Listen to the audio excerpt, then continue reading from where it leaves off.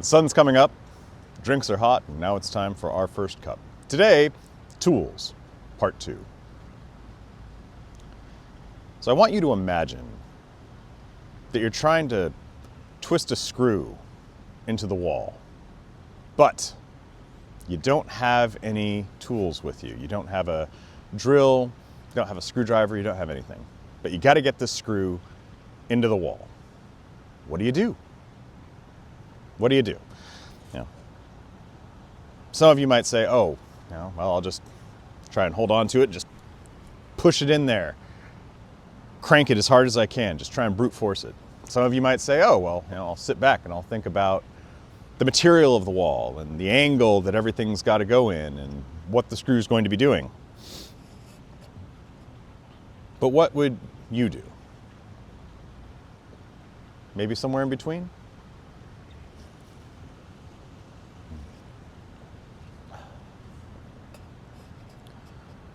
Whatever your answer is, I'll tell you something that you shouldn't do. And that's just not try. That's especially the case if you're saying, I can't do this because I don't have the right equipment to get the job done. Right? There's this fantastic phrase that I've seen that applies to trade work, to artistic and design work, to knowledge work. Don't let your tools become your technique. I'll say that again because it's so damn good. Don't let your tools become your technique.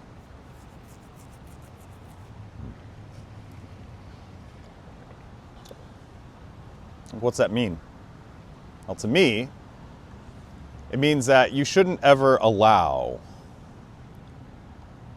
your idea about how to do a job, your ability to do a job, be predicated on the stuff you have at hand, whether it's, a jigsaw or, a set of paints or design software or statistics software. Your approach to doing whatever the job is, personal or professional, should not be relegated to, do I have the right stuff to get it done? Because in those instances, you're kind of at the whim of your tools. Your tools have, in a way, mastered you. When it comes to getting stuff done, you have to be the one that masters your tools. Don't let your tools become your technique.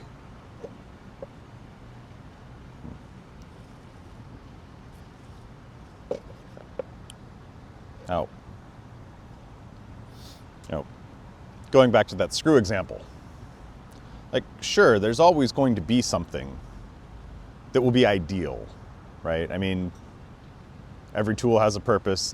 A lot of tools are designed specifically for doing certain things, right? And when you think about twisting a screw in by hand versus doing it with a screwdriver, say, it might be a lot more appealing to use the tool. But if all you're focused on is the screwdriver, I don't have a screwdriver, so I can't get anything done, well, you might ignore that there are other things that can get the job done as well. It may not be perfect, it may not be exactly the way in which you want to get it done, but if you're aware of the technique of what needs to get done, if you're thinking about how that screw works with that wall, then something like a butter knife might get you there.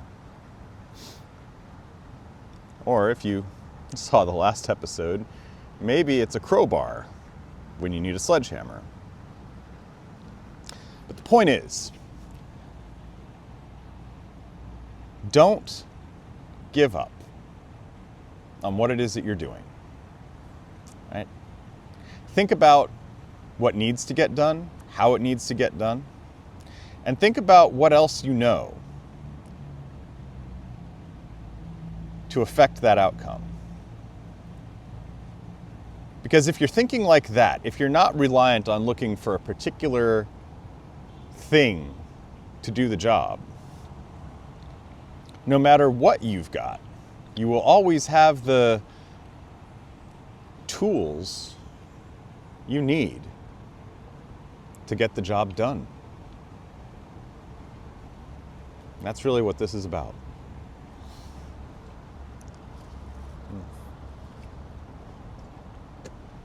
Now, please remember that no matter what you've heard or what I've said, death comes for us all, and a closed mouth never gets fed. Take care of yourselves. Master your tools. We'll speak again soon.